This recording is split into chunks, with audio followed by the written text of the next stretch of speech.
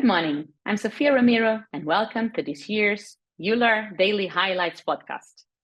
Here's a look at some of the content to keep an eye on during day 3 of the Congress, Friday.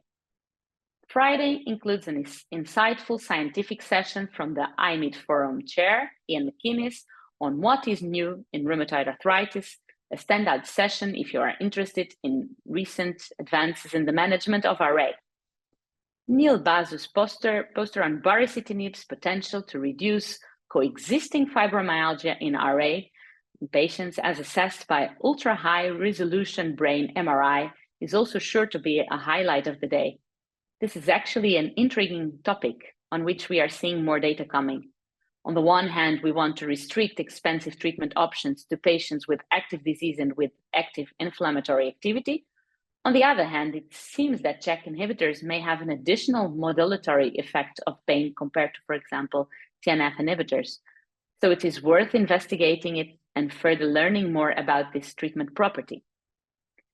Turning to PSA, we will have a poster view, number 5, which has a plethora of highlights on the range of therapies.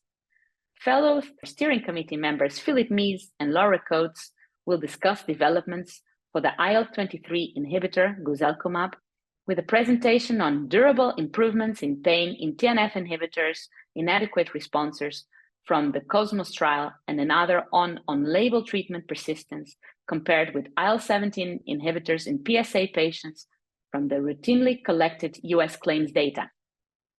Upadacitinib is also well represented this year, with posters from Philip Severin on the sustainability of response and from Stephanie Werner on real-world use and impact in patients with oligo and polyarticular PSA.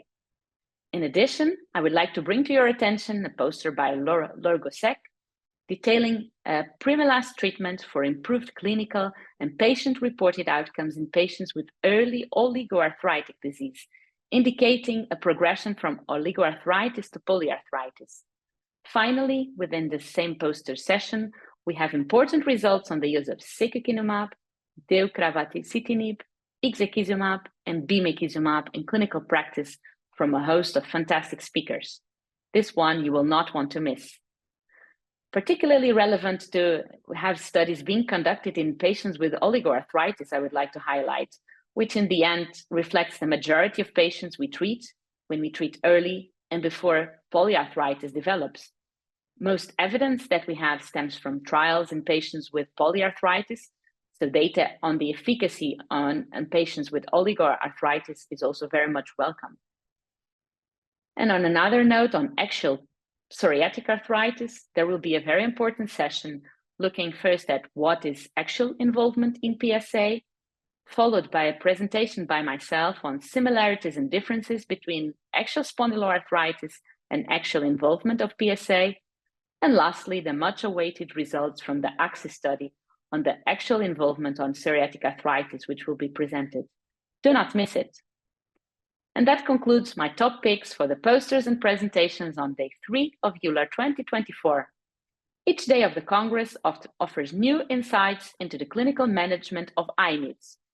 Don't forget to visit imidforum.com to view our full Congress coverage, as I will be back tomorrow with the highlights of the final day, day 4. And make sure to keep an eye out for our Congress Review podcast coming post-Congress, where this data and more will be reviewed by me and my colleagues, Rika Alten and Laura Coates. We hope you continue to enjoy the Congress.